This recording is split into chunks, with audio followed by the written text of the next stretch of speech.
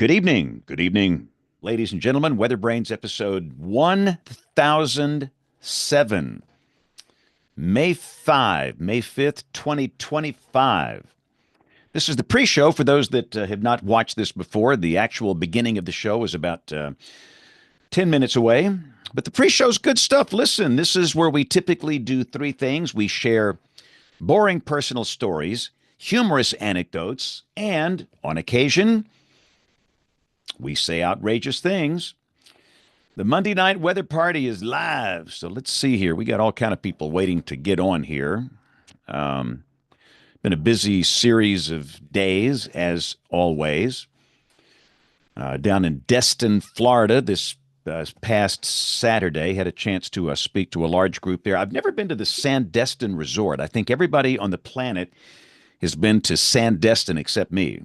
So had a chance to speak there, and it was a quick trip. I mean, it was quick down, quick back, but it was good. So that was fun, and got a little Omega block going on here. Weather for where our part of the world is relatively quiet, which is good. All right, Jen, how are you, ma'am? I'm good. I'm getting the rain for sure.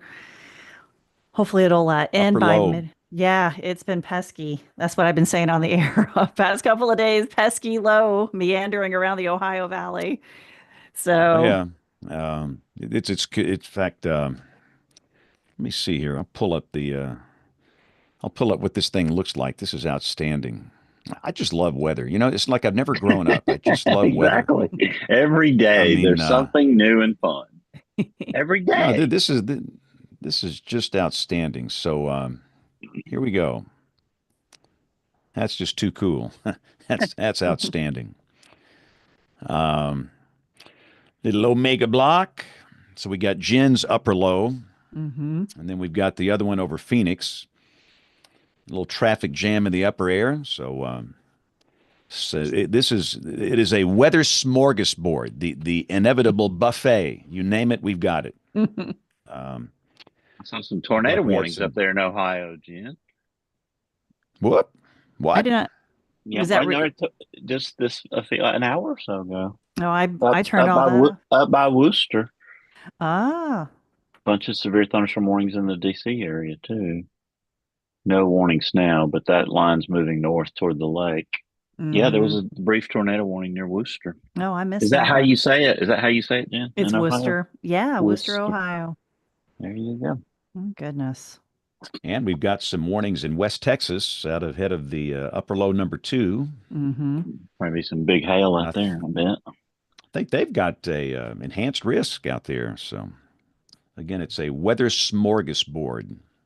They do Uh, have an enhanced risk, James Spann. You are no so dull right. moments with this. Um,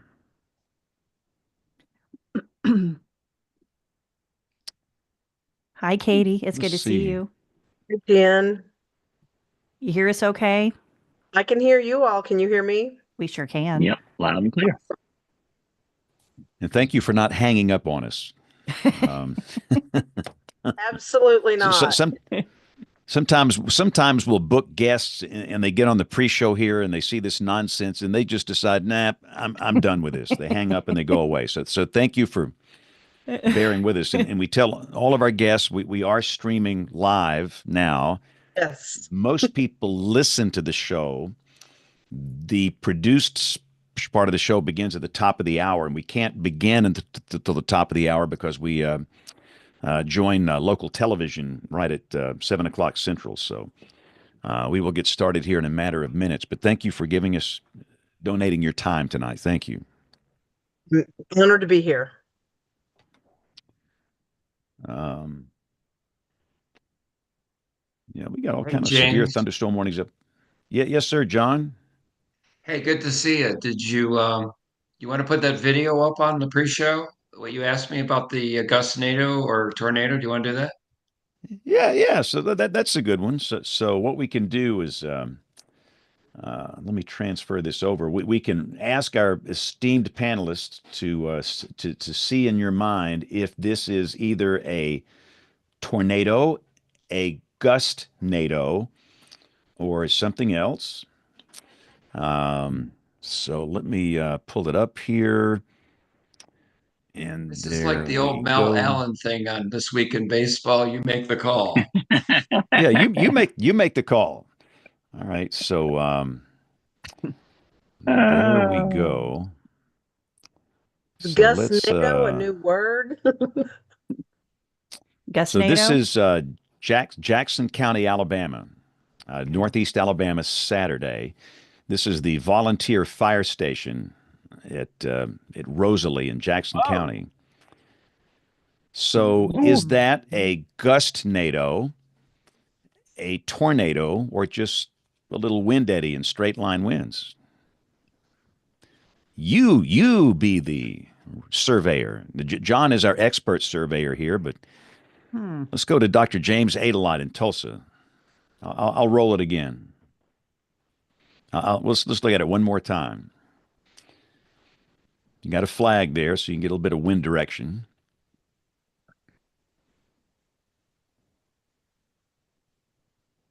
All right. had a flag. Yeah, had a Past flag there. tense. We only have half the I'll data. say one thing. I'll say one thing. Whoever put that volleyball net up, they did a good job. They did a good job. Volleyball Absolutely. net, A-OK. Yeah. After further review, the ruling on the field stands as called. I don't know what the ruling was, though. Well, Safe bet. that's just passing the buck. Narrowest Jen, what do you tornado say? I'm was 12 yards. I'm gonna say Gusnado just because the winds they look spinny. They don't look in one Yeah, direction to me. They look more like they're coming from different directions. Like the wind was I went blowing with one way. I went with a gustnado. I think this is the leading edge of the thunderstorm. Bill Murray, what do you say here? Yeah, that's my vote too. If I was showing this video in a storm spotter class, I would say you couldn't tell because to say it's a tornado, you really need to have some evidence it's connected to the cloud base, and there's no way to know that here. Yeah. Rick Smith. Oh, we got Rick You're Smith. right. Rick's on here. Another expert Right. surveyor. Mm. We're bringing right. in the heavyweights here. Whatever it is. He's calling in from New York from the official review booth. Yeah. That's right. And Secaucus. And let's welcome our television viewers. It is the top of the hour. It's our Monday night weather party, WeatherBrains. We have no active weather here, so thanks to our folks that are watching on television. And again, for those that are watching on the TV side, we're looking at video from Jackson County, Alabama, Saturday afternoon. And I have shared this with a number of various officials that are much better than me. I don't do storm surveys, but we have Rick and John. This is what they do for a living, or John did for a long time. And just curious to see what they think of this. And again, and you're right. You have to be on site, obviously, to make a call here, but it just seems like a gustnado kind of thing to me. And I would be curious to see how that building was put together, John Gordon. Yeah. And Clearly there's a spin. I wish I could see more of the sky. Is that cloudy? I can't really tell. It's cloudy. They're keeping the black helicopters just out of view. All right. Well, Oh dear.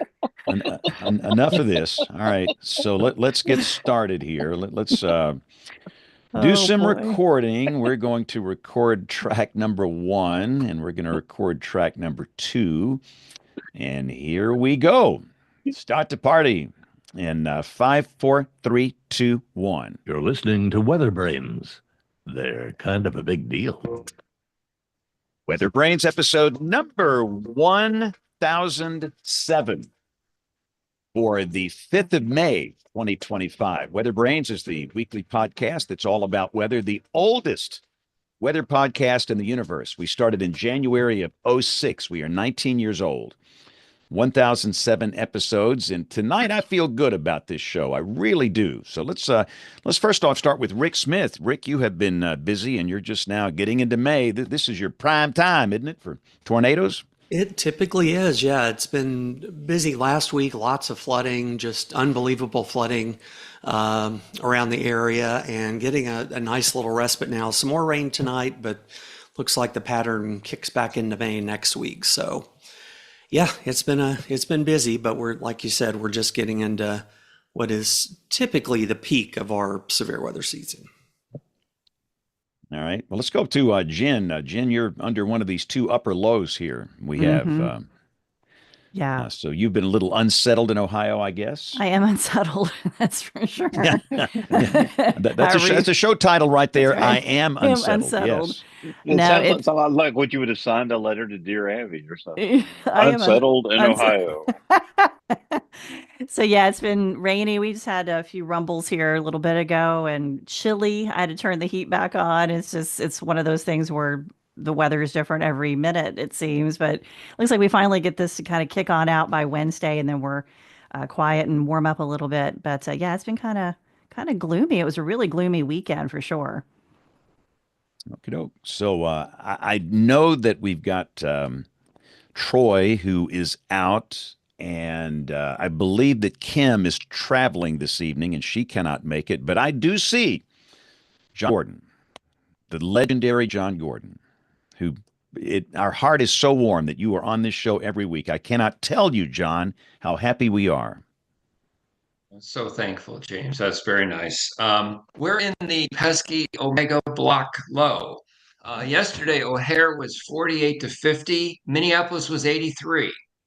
The Kentucky Derby. You might have known that the horses that like the race, they like the race no matter what, but they really did not like sloppy weather, which it was.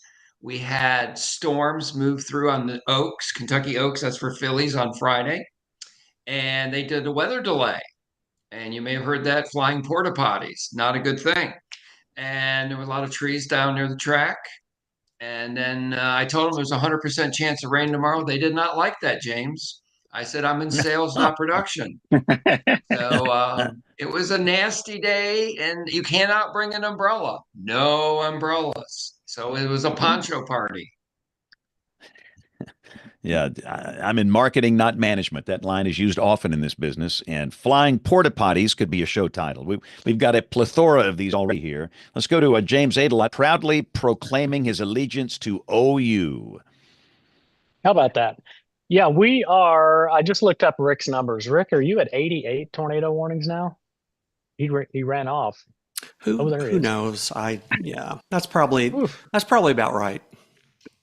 Yeah, lower than last year at this time for sure, though. Nice.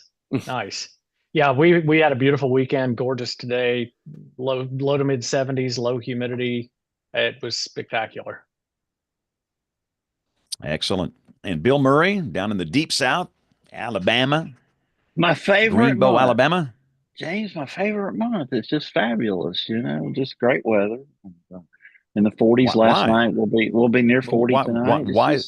Why is May your favorite perfect. month? I mean, 70s today. We'll have some. We're going to be in 70s for the next several days. So, hey, it's just beautiful. Now, I opened up the window last night, turned on the fan on high, and just pulled in all that cool air. And I realized about 2:00 in the morning, I was also pulling in more pollen than you could ever consume. So, I've been a little stopped up today, thanks to that. This is, I will say it is refreshingly cool. Old timers call this blackberry winter down here.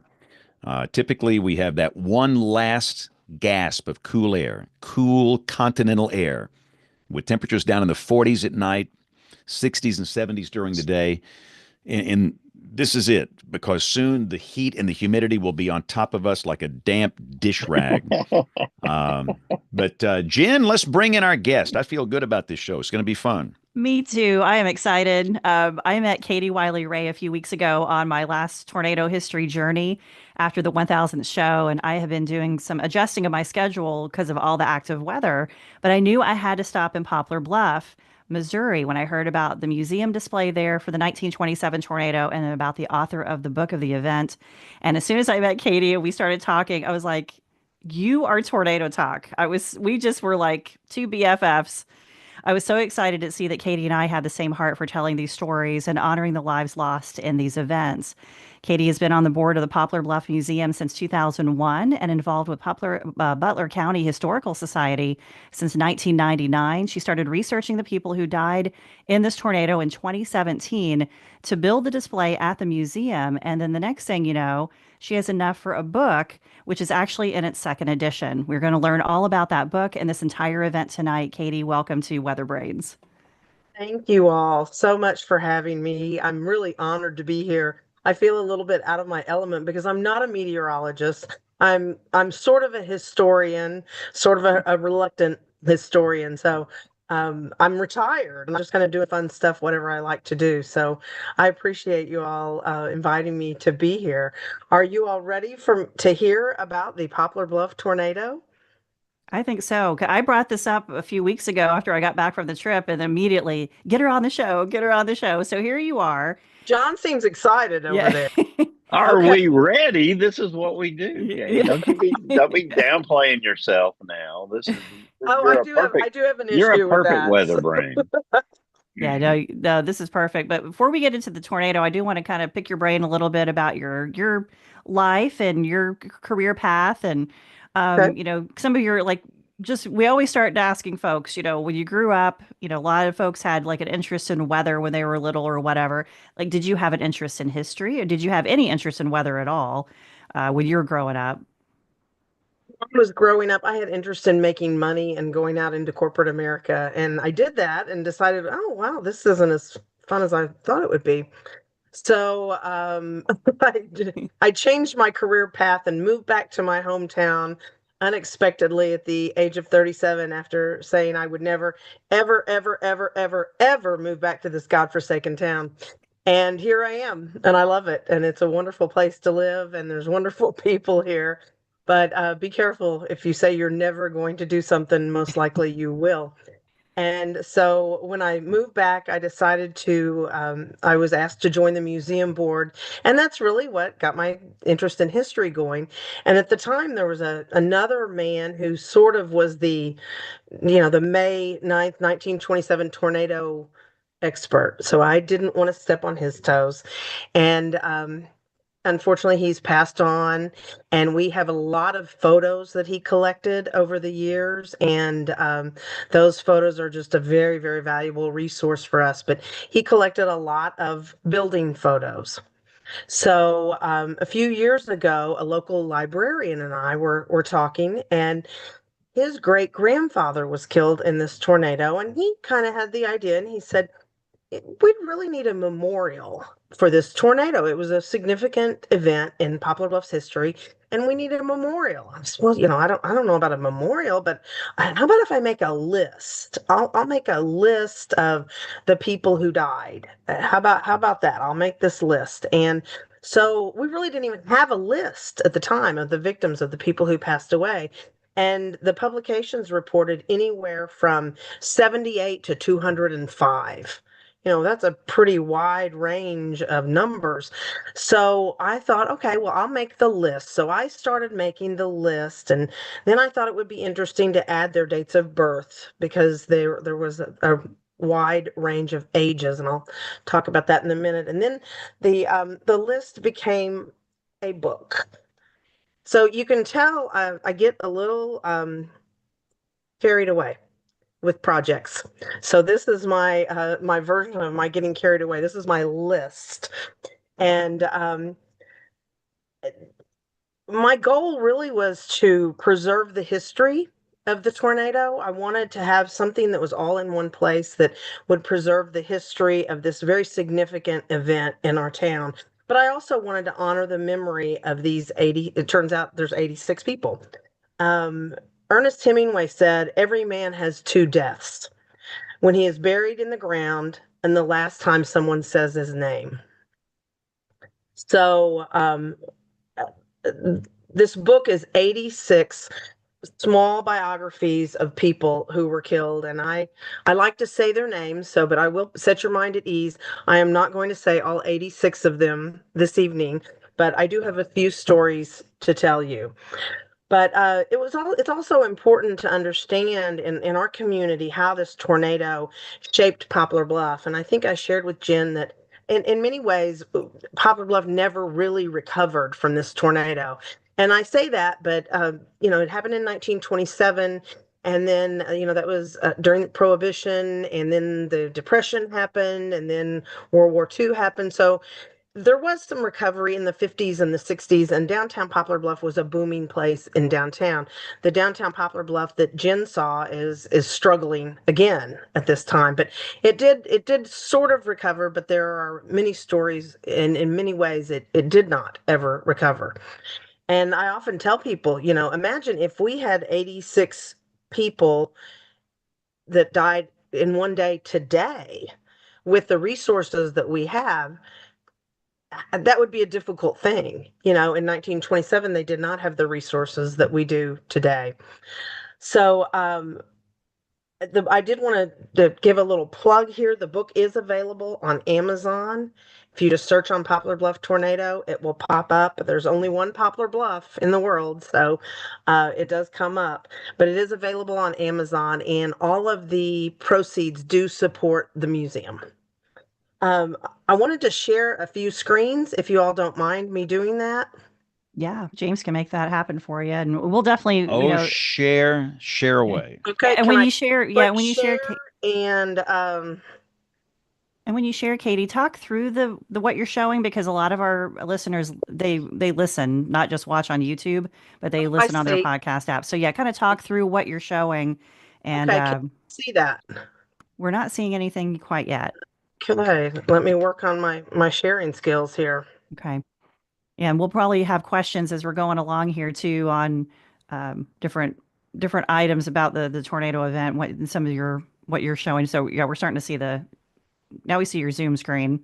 Okay, that's not what you want to see. And now we see your Poplar Bluff. I want you to see. Can you see that now? Yeah, we sure can. It says Poplar Bluff tornado. Friday is the 98th anniversary of the tornado, and I do have some walking tours and some riding tours planned for the local folks. May 9th, 1927 changed Poplar Bluff in ways that cannot be determined.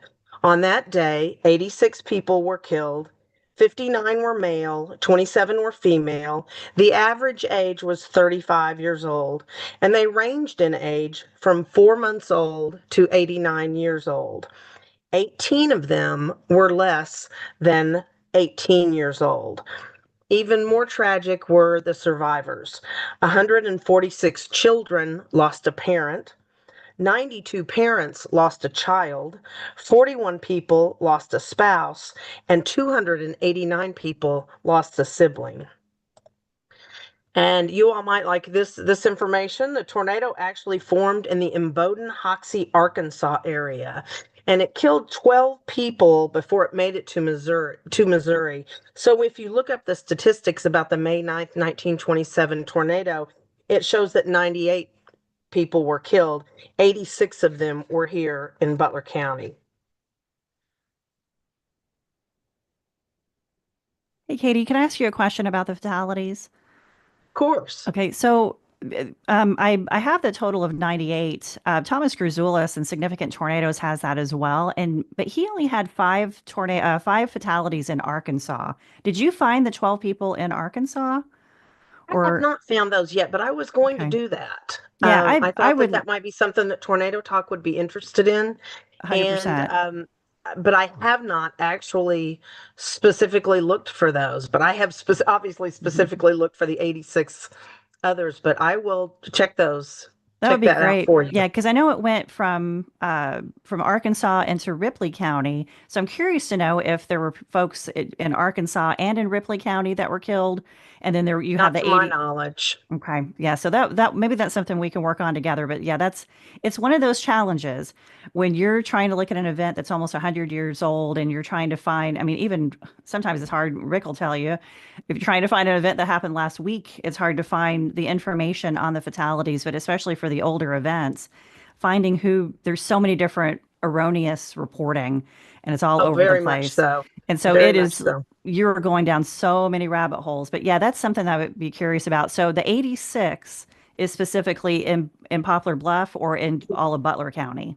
Actually, Butler County, yes, Okay. because there were a few people out in the county, and it initially came into the county first and killed a few people there, and Okay. then proceeded into the town of Poplar Bluff. Okay. Gotcha. But Amy, Hey, yes, Kate. Yeah, go ahead. what time of the day? Can you do that first? What time course, did it start? of course, That would be very helpful. 3:13 to 3:17 p.m. Okay. And so it Typical was in the afternoon stuff. afternoon. And a Okay. couple of interesting things about that is high school had already released, they released at 3 o'clock, but the principal of the school kept the students there because he knew there was a storm coming. The elementary school, which I will talk about, East Side School, was pretty badly hit. Elementary school was not released yet. They were all still in school. So at that time, 313 to 317 were all of the things, all the times that I could find. That principal gets some type of an award. That's kind of like what we do now, all of us on the panel, this decision support, providing early warning. I mean, that was way, way ahead of its time. Did they get any kind of accolades? Mr. E.T. Peters is quite legendary here in Poplar Bluff. Of course, he's long gone now, but he was definitely a legendary man and eventually became a superintendent. So maybe they just gave him a big promotion. But he was a hero that day, that is for sure. And so was the principal of the elementary school as well, which I will get to that in a moment.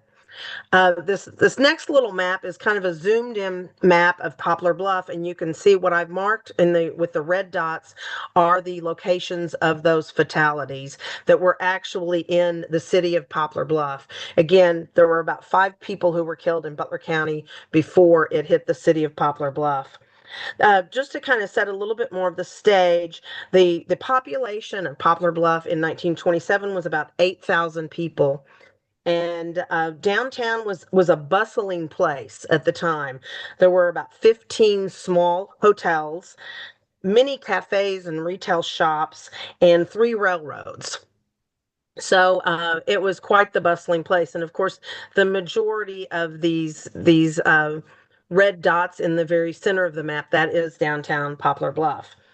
One of the first locations to be hit was south of town, which you can see the 2 little red dots down at the bottom. And that is where the Brown family lived, sort of out of town, a little bit south of town. And Mr. and Mrs. Brown had actually they had gone into downtown to conduct some business. And they left their 7 children at home with Mrs. Brown's mother. And when they were in Poplar Bluff in the downtown area, the tornado hit there. So they were obviously very frazzled, ran to their home, went back to their home. And when they returned, 4 of their children, Zelma, Lois, Weldon, and Letha, and Mrs. Brown's mother were all killed. And their 3 other children were seriously injured. And from the stories that I've heard, they were basically just sort of all scattered about in the field. Imagine coming home to that scene. This is Houston Wilkeson. And Houston, you can tell by his uniform that he was a World War I vet, and he was working at a sheet metal company downtown. But his granddaughter shared with me that he was out on a job site when he was killed and was perhaps even on top of a building, which is not a good place to ride out a storm. But he was injured and died a few days later of his injuries. But when I was studying the Wilkeson family and looked them up in the 1930 census, 3 years after the event, I found the children were listed as inmates in the Missouri Baptist Orphanage Home in St. Louis, Missouri. His granddaughter also shared with me that Houston's wife, Hazel, quickly married a man who didn't like children, so she put them in the orphanage. And then his wife, Hazel Wilkeson Toohill, she died in childbirth in 1931. And her 5th child was also in an orphanage in the 1940 census. So that story just kind of demonstrates the long lasting effects of this event on that family. The good news is that Mr. Wilkinson's mother found the children in the orphanage later and adopted them. Yeah, and you know what, Katie? Those are things that we don't think about. There's so many immediate, concerns and, things that are heartbreaking to hear. But like these are types of stories that this is impacting them in a different way for the rest of their life. It really did. It really did. Not just their dad dying, Yeah. but and I've tried to share a little grace with Hazel.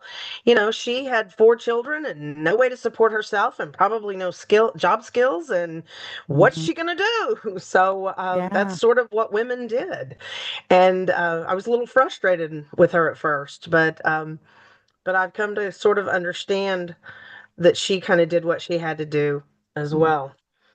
This is the Riverside Hotel, and this is obviously a before picture, and it was located on the east side of the railroad tracks and the west side of Black River, just kind of nestled right down there on the river, between the railroad tracks and the river.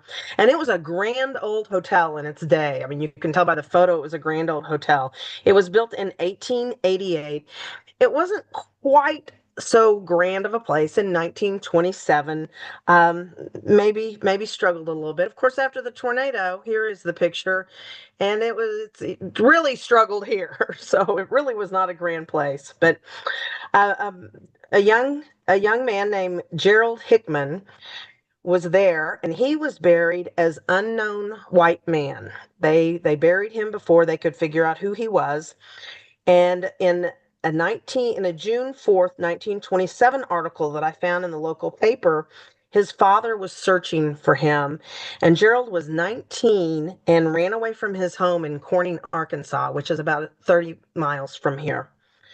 And his father's description of his clothing and the coroner's description on the certificate of death matched perfectly.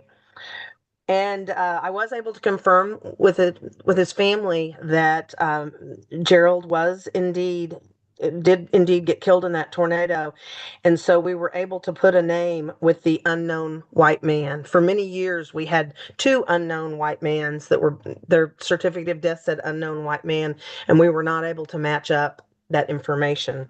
So we were able to put Gerald Hickman with the name of the man who was killed in the Riverside Hotel. The Dalton family, Frances was the mother of the family, and her 14-year-old daughter Eileen and her 6-year-old son Harry were killed in one of the cafes on Broadway. It was a place called the Liberty Cafe. But in a very sad article in the paper, it said that they were found clasped together. That always just made me sad. Mhm.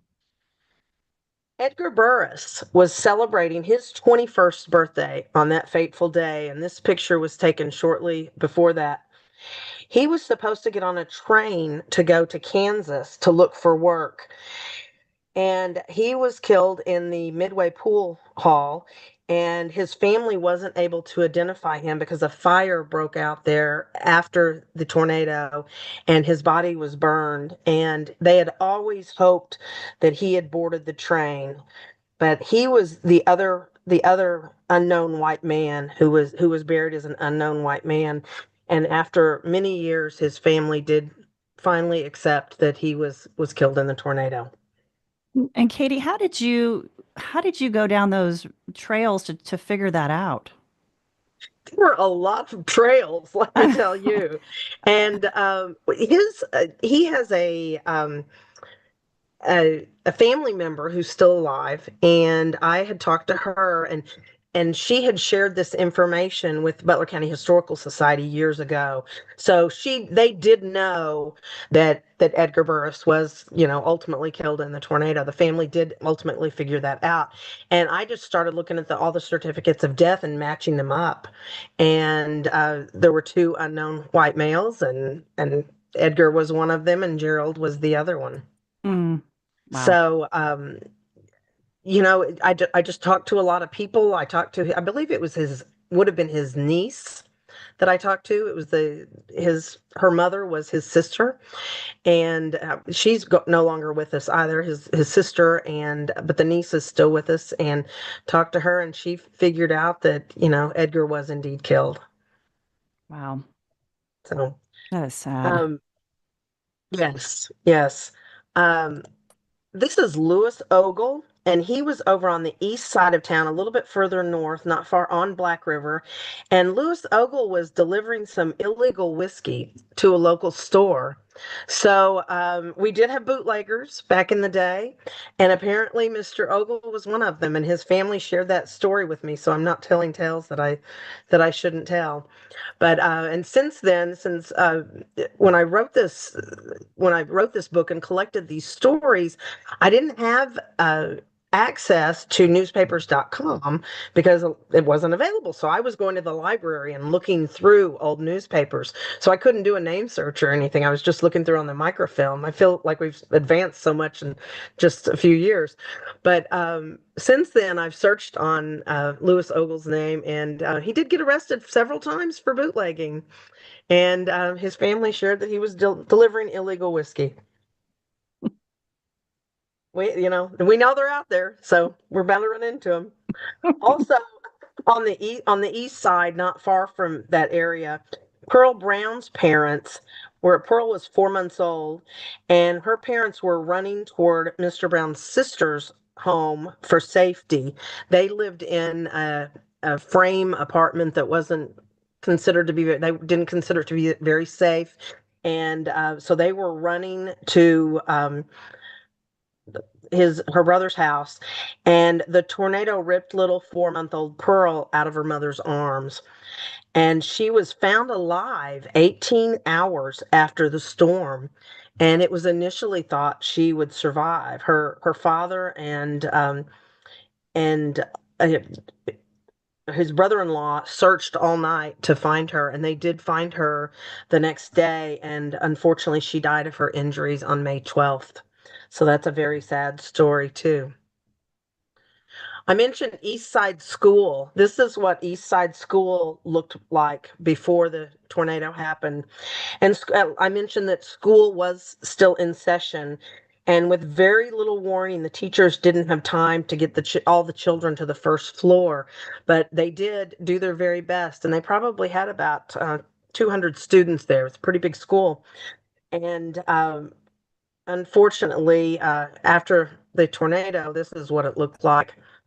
And Clarence Hastings and Harry Rexford were in the same fourth grade class, and they both died later of their injuries. So just wanted to share a few stories of these people with you. There's 72 more stories, so obviously we can't cover them all tonight. But I wanted to tell you a couple of other aspects of this research that have come out. And when my husband and I first started working on this project, we found that there were 30 people who did not have monuments in the local cemeteries. So we were able to place 21 monuments with funding from Butler County Historical Society, and also Poplar Bluff Monument Works, our local monument place, has been very generous with us in providing some of these monuments for us. So that was kind of a little side thing to that we were able to do.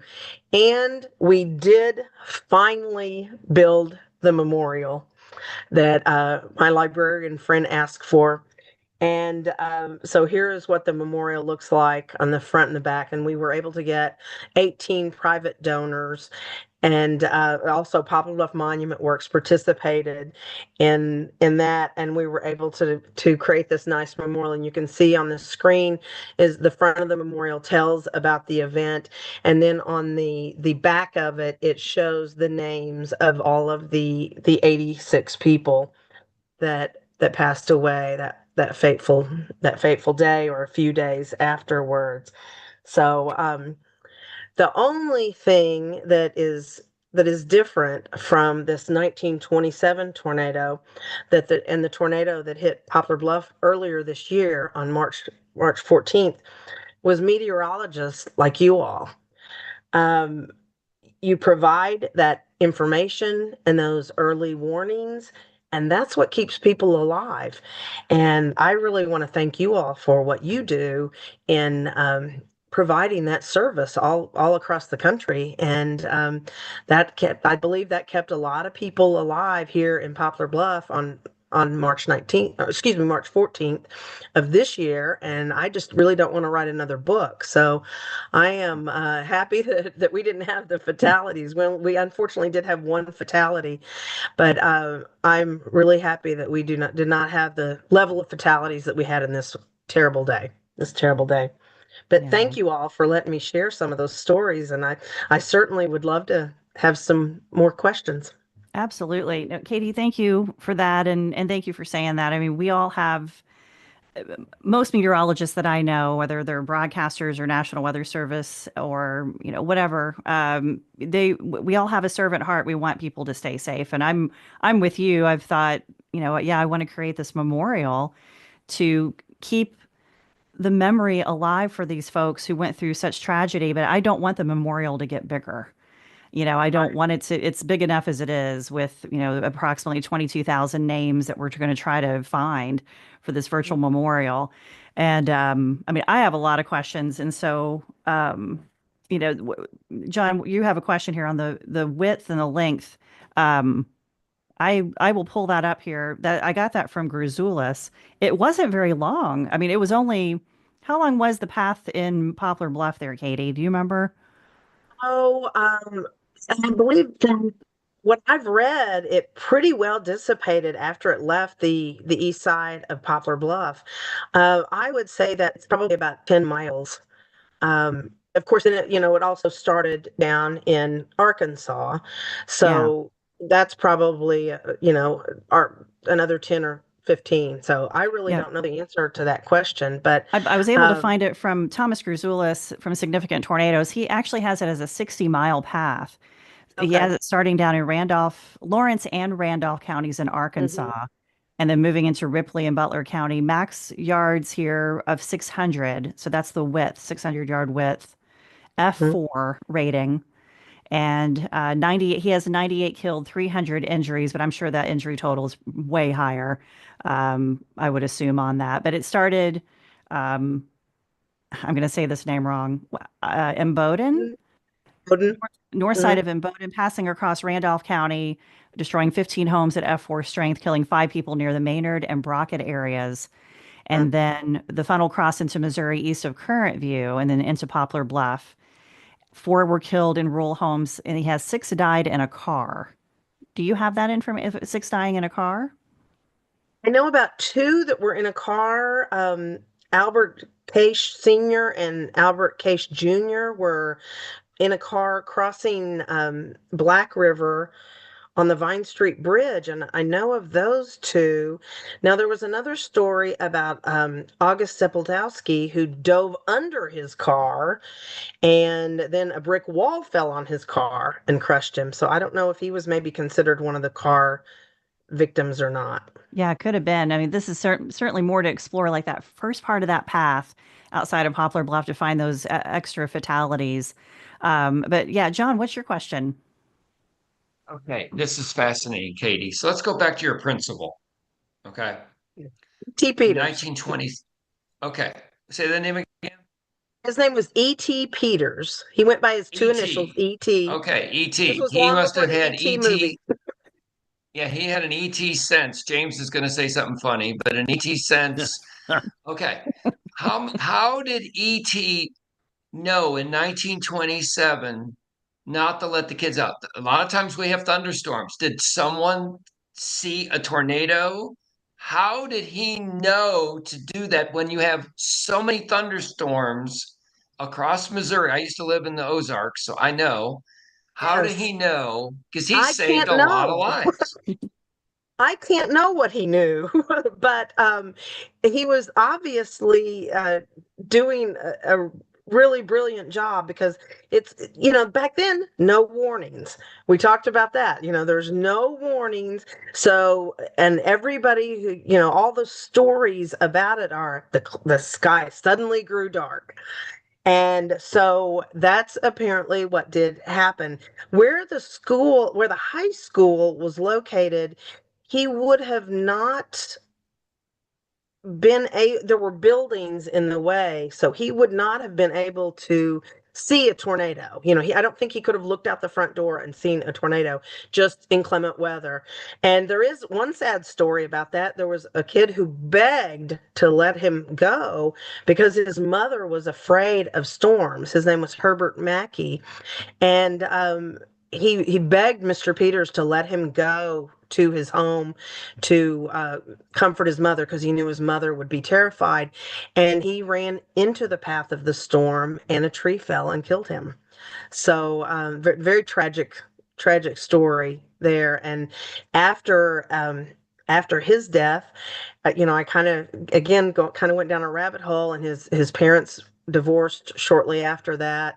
They didn't do well, and his father actually committed suicide 2 or 3 years after the tornado. So again, just the tragedy, the tragic tales that follow an event like this.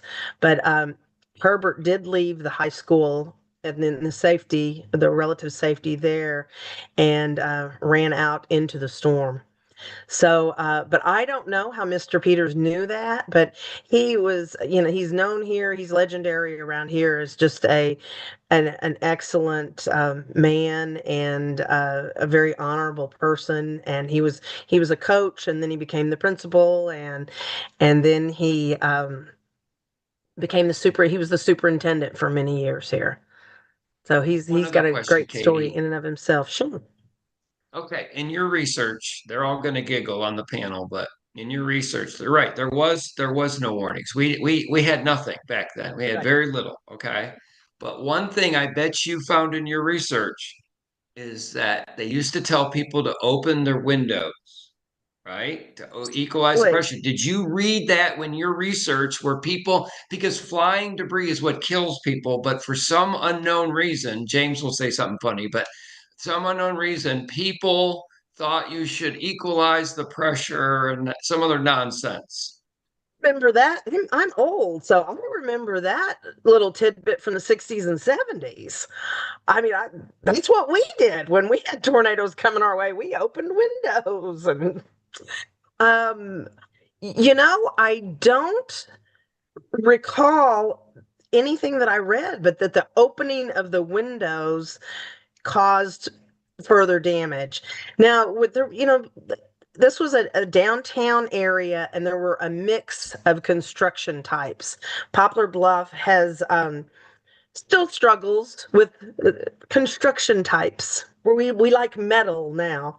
But back then, a lot of these buildings, we had two hotels that just pretty much completely collapsed. And that's where a lot of the fatalities were. And they were both frame structures. So, I think that's probably what caused some of the higher fatality rates is they were people that were in frame, or perhaps inadequate construction buildings. Now we have probably 3 or 4 buildings that were nice, strong stone or brick. And we still have those buildings now. Some of them aren't in great shape, but we have them still. So, and they survived that tornado. But our courthouse was heavily damaged. It was a pretty good, sturdy structure, but it was heavily damaged and had to be torn down and rebuilt. So, Thank you, Katie. James is up next. Thank you. okay. My in-laws and my wife are from Springfield, so I know there are a lot of basements that were built in those houses. What was the prevalence of basements in the housing in Poplar Bluff at tornado time? And then my next question, and I'll let you hit them all at once. Oftentimes we got eyewitness descriptions of tornadoes, funnels, or boiling clouds on the ground. Were there any eyewitness descriptions of this? And did people even have time to run toward a basement? Yes. Okay. First of all, the basement question. Um, there were basements. Poplar Bluff had a lot of older homes built around the turn of the century. A lot of those turn of the other century, and not the most recent one. And a lot of those had basements available in those homes. There were basements in some of those commercial buildings as well, and there are stories about a a big retail building that we had there called the Wright Dalton Belt Anchor Store. And it was a huge department store in its day. And they had a fur vault. And the story is that there was a gentleman who was a porter in the store, and he hustled all the women into the fur vault, but he did not go into the fur vault himself. And he was the only person who died in that building, and the women all survived, and he saved all their lives. And then I suspect he probably felt it wouldn't have been proper for him to go into the fur vault with them. And a fur vault, yeah, that's what they had back then. So the majority of the fatalities were in the downtown business district. So there wouldn't have been as many basements as you would see in a residential area. Now, when it crossed over to the river on the east side was a residential area. However, it was not an area where there were a lot of basements. They were small. There were smaller homes, and the east side was known for a lot of flooding. So, because it was across the river, and that was before the levees, and there was a lot of flooding over there. So, those homes did not have a lot of basements, and the people who were killed on the east side in those homes probably did not have basements at all.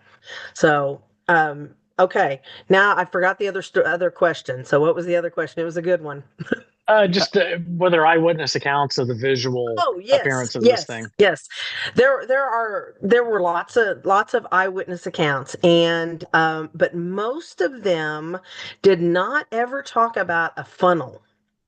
Most of them were just the sky went dark. The sky was dark. They talked a lot about the chickens and the birds going to roost because they thought it was night. The sky going dark. Now there were also tales of the water being all sucked out of the river, and I don't know if those were true or not. There was a woman who lived. There were a few houseboats along the river, and there was a woman who lived in a houseboat on the river. Her name was Betty Robinson. And she was found several days later, 12 miles down, and her houseboat had overturned, and she had perished in her houseboat. But so I don't know if the water actually was sucked out of the river or not, but there were some people who swore that that's what they saw. But a lot of what was reported was just dark, very dark sky. I have heard that so many different times, especially when we were doing the 1974 super outbreak research of Ohio, the water being sucked out at Brandenburg, Frankfurt. We had reports of that as well. And so, what do you think, John? Do you think? Can you talk? Have you heard that? And what do you think it's? What are they seeing? What do you think people are seeing? Believe it's true. Okay. Yeah. Um, I didn't used to believe it. There's people who believe that in Hurricane Frederick, a lot of Mobile Bay was sucked out. Have you heard that, Bill Murray, James Spann? Give me a thumbs up. Yeah. Yeah. Um, the best story I ever heard, Kate, you'll like this, was I was chasing a tornado about 8 or 10 years ago on a storm survey near Fort Knox, and I lost it. That was the roads were there were no more roads. I only came across where there was this pickup for sale. So I called the number, and the guy answers the phone. He says, "You want to buy my truck, don't you?" I said, "No, I'm with the weather services." "Oh, you want to see my tornado?" I said, "How did you know you had a tornado?" "I heard it. I got my wife and my kids. I put them in the bathtub. I laid on them. Our head was facing towards the toilet, and I saw the water get sucked out of the toilet." Whoop. And as soon Okay, as that, he said, then the noise left, and then all the water came back. Hey, just after this March 14th tornado that we had just a few months ago, someone sent me a video of their toilet water. Did it was it? They showed the video of the water getting sucked out. Yes. Yeah. Well, it was just sort of rumbling around. rumbling Thankfully, through in they the had toilet. flushed it before they videoed it. But Yeah. All right, James A. Liddott, please do not go there without rumblings in the toilet. I don't think we need please. to Right. go But anywhere with James that one. Spann and Rick, haven't you heard this? Yes. Yes, Many definitely. times. Yeah. I could win a hand of poker with this flush. Oh boy, this show's about to go right down the tubes. Absolutely.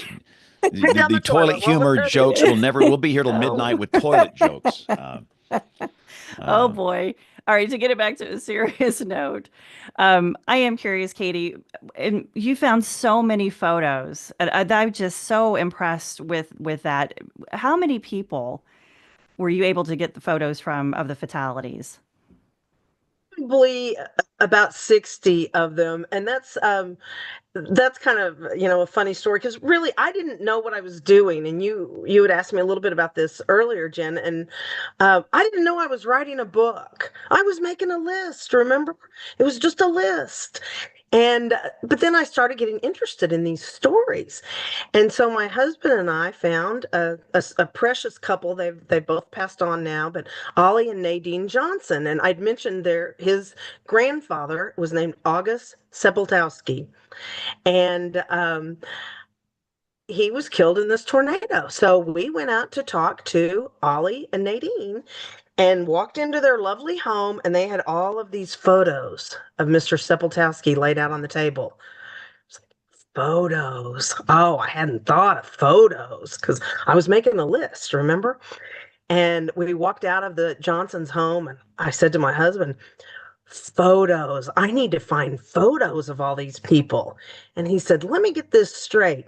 You want to find pictures of people who have been dead for 90 years. I said, yeah, won't that be fun? Oh my gosh. See, she's tornado talk. I'm telling you, this is what we do. Did. Yeah. Now there's what was photography? What was photography like back in the 20s? I will tell you. Please tell me. People who had a little bit of money, there were 2 or 3 photographers in town that had studios, and if you had a little bit of money, you could get some photos taken. There were some snapshots that were available, but there were some people. There's probably about 10 photos 10 people who probably just didn't have photos. They were kind of kind of below the radar people, and were maybe a little bit on edge, and so they probably didn't have photos. But there's probably 10 more photos out there that are people that I just have not met the right people yet to get the photos. So hopefully I will meet those people someday. But here's I don't know how well you can see this on the screen, but this is the photo of August Sepultowski. And he was a very prominent businessman. And obviously that's a nice studio photo. So there were studios available where people with some money could get their photo taken. Some of them I have are more like snapshots. You can see this is William Terry and his family, probably taken on maybe Easter, but his family shared with me that this photo was shortly before he passed away. He was from DeSoto, Missouri, and was a railroader, and just happened to be in town working on the railroad, and had a day's rest. And kind of strange, again, a lot of this was just, I didn't know what I was doing, and God was just kind of leading me by the back of the head, going, here, look over here, call these people, find this out. And so I just did. And so with Mr. Terry, he was buried in Festus, Missouri, which is probably a 2-hour drive from here. And my husband and I went to Festus to find his grave. Why we needed to do that, I do not know, but we did. And so we get there, and my research showed that Mr. Terry had one daughter. And so we find his grave, and my husband said, oh, well, he must have had 2 daughters, because this woman is buried here. That has to be his daughter. And I was like, no. He just had one daughter. And well, he had to have 2, because why would she be buried so close to him if it wasn't his family, and I'm standing in the cemetery Googling this woman's name and found her obituary. And lo and behold, he had two daughters, and you could see that in the picture too. And so I found his granddaughter and his great granddaughters, and I reached out to his two great granddaughters on Facebook. And back then, if you weren't Facebook friends, it would kind of go into a different area, and not everyone would see it. And and but one of them did see it, and her father, who would have been the grandson-in-law of this man, called me and said, "I understand you're looking for information about William Terry." And I said, "Yes," and told him what I was looking for. And he said, "Well, I have something you might be interested in. We have his wallet that he was carrying the day he was killed. Would you like that for the museum?" It's like, "Why, yes, sir, I sure would." And so that was really our first artifact in the museum. We have a lot of pictures in the museum, but that was a really neat little artifact. And in his wallet were his Missouri Pacific ID and meal coupons, and they kept a log of where they had been. And you could see that he came in from Little Rock the day before on the train, and he was having a day's rest, and he would have been leaving the next day, but unfortunately he didn't make it. But that's kind of the story of Mr. Terry and his wife and two daughters. Don't you have other artifacts, Katie, that you've been able to gather for the whole display? A few things. There was a girl who was 14 years old named Ethel Wooldridge, and I found some of her family members, and they shared with me she had a dentist appointment. So that's apparently, I learned that later. That's why she was not in school that day, but she was down at the Liberty Cafe also. And her family had her notebook, and you know how a 14-year-old girl would write her name over and over again, and she had little hearts over the eyes and her little swirly writing, and her name was written several times. So we've got that in the museum as well, and that's a kind of a nice little tribute to Ethel. And I don't want you to divulge much about your walks, because I want people to come visit you and take one of these walks. But it was such a wonderful end of my trip, and my aunt was with me, and she's brought it up to me again. She goes, "What a wonderful day!" But it was such a meaningful thing. But I'm just curious to know, how did the walks came about? Like, where did that idea come from? That's a whole other story. It happens. So there's a local group here called the Butler County Community Resource Council, and they promote wellness. So they were looking for someone to do historical walks to really promote wellness and getting people moving around. And if, Jen, when you were here, you probably looked around and thought, we need to do this in Poplar Bluff. We need to be moving around a little more. So they reached out to me and wanted some walks. And I said, I have a lot of research on this tornado. How about a tornado walk? And they kind of were not real wild about the idea at first. No, that seems a little depressing. And okay, yeah, they all died. That's true. But most history walks are dead people. So I don't know why that would that's what it is. But so I worked up the tornado walking tour just to kind of share with them what was possible, what I could do with tornado walks. So we did the tornado walk as an example, and they liked it, and so that's become one of our standards. And have developed a couple other historic walks too, and a cemetery walk. So when it's all dead people too, but so it's kind of become a tradition too that we do the walks on May 9th, which is Friday, which is the anniversary of the event. So we're doing a walking tour at 5:30, and I've had a couple of people mention to me, I can't really walk a mile. I can't really stand for an hour and a half. So Three Rivers College has loaned us a 15-passenger van. So Friday we're having our first riding tour of the tornado. So we're going to do that at 3 o'clock in the afternoon, and then a walking tour at 5:30. I think that's great. It's meaningful, I found, to you're standing next to a building that went through this tornado, and there was lives lost, and there was something more heartfelt. And it's why I've gone traveling to the past couple of years to some of these different places that, whether we're doing research or Tornado Talk has written about the event. Like when we wrote about the Tuscaloosa, we went back through Tuscaloosa and drove to a few of the spots that we had written about, and I got emotional being there and just recognizing the area, because I'd never had been there except for in the writing and then the research. And then when you go there, it brings it all home.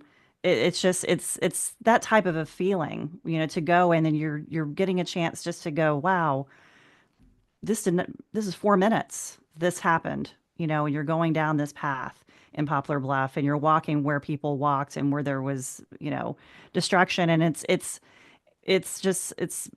the remembrance of it is so important, I think. And so I really think it's a very good idea what you're doing to do that. And I'm interested too. And I can't remember if you said it earlier because you were talking about, putting up the headstones. Did you talk about the nine?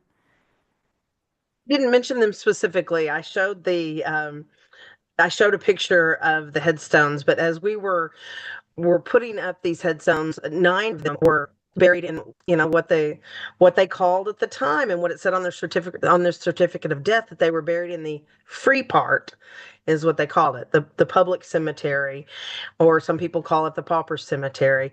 So when when I contacted the cemetery sextons and wanted to put up some of these monuments, the records are not that great. They have great records now, but back then they did not. And in the free part or the public area, they really did not keep records of who was buried where. So I asked, can I just, have a little section up for here? And can we put 9 up there's 9 little monuments, and they're small monuments, but can we put 9 monuments to these? I call them the lost 9, because nobody knows where they're buried exactly. And they did allow me to do that. So that was very, very good of them, that we were able to put up the monuments to the lost 9, so they're not forgotten.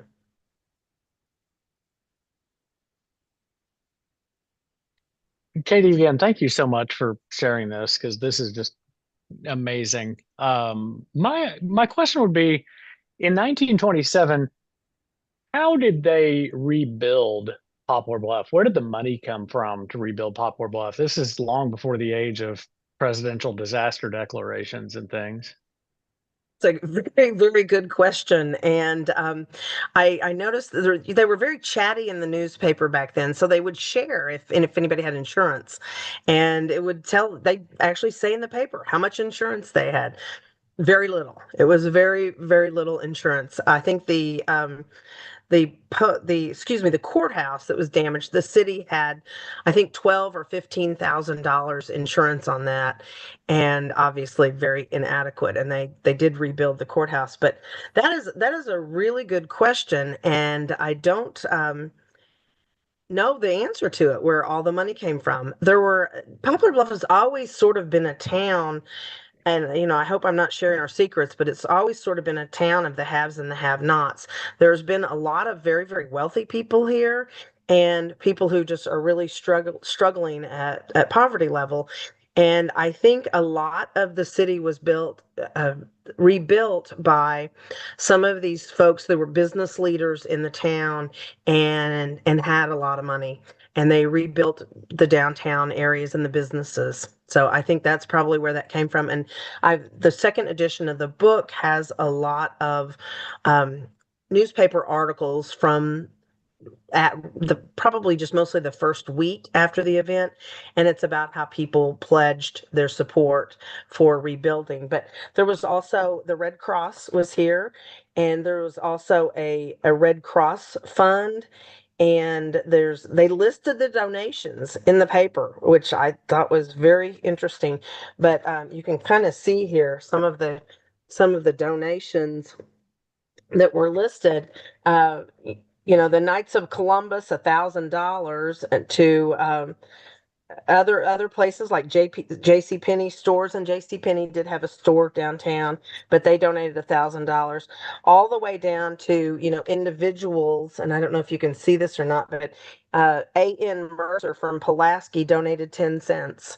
So, but I found that interesting that they put that in the paper, all of these people who donated money to the fund. So yeah, I have a question about how does the world find out about this in 1927? So let's say we have a major tornado today, multiple fatalities, horrible situation. The world knows about it in an instant because everybody has a phone. We have social media. So it was different in 1927. Did anybody in New York City or Chicago know about this, or Kansas City or St. Louis? How long does it take for the word to spread? Newspapers. It was newspapers back then. But how Interesting. do the newspapers find out, like in St. Louis or New York? How do they find out? Well, I don't know. I do not know, but they had some sort of AP. It wasn't, I don't believe it was called AP. Somebody said telegraph, and that is probably the case. And we did have telegraph back then as well. And there were a lot of incoming telegraphs from various people around the state and around the country. But there were several victims. We have a train that runs at the time, Missouri Pacific #1, that ran from here to St. Louis. A lot of the victims went to the hospital in St. Louis, even though it's about a 150-mile trip. But a lot of them were on that, were loaded on the train and were taken to St. Louis hospitals, because our hospitals here, we had 3 hospitals at the time, and they were obviously quite overwhelmed. And we had a couple of temporary hospitals that were used at the Christian church and WK school, were temporary hospitals, but taking care of those injured and deceased was quite the job. So I mentioned Harry Rexford, the fourth grade student, one of the fourth grade students who died. He actually died on a train headed to St. Louis. His father got him on the train to take him to a hospital in St. Louis, and he actually passed away on the train. So I imagine a lot of the word got out through that train travel, newspapers, telegraph, things like that. I've looked in a lot of different newspapers, and the further away it gets, it's a smaller story. So the New York stories were little bitty and, on page 7, but St. Louis had a big story on it, and St. Louis actually sent a photographer to Poplar Bluff. His name was Ian Shunk, and he took a lot of photos that we still have available to us. And he was in a plane. We have aerial photos after the damage that Mr. Shunk took for us. So that was kind of nice to have those photos as well.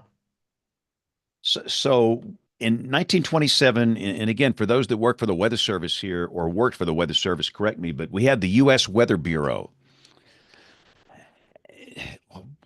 Was there any outcry from people that maybe started to think, goodness gracious, maybe we need some type of system that can warn us about this? Was there any kind of cry for help after this in terms of weather professionals and the Weather Bureau? I do not know of any, so you guys may know of some. And when did the Weather Service come about? I don't even know the answer to that question. And um, and was John it? I think the U.S. Weather Bureau started in what, 1870, Jen?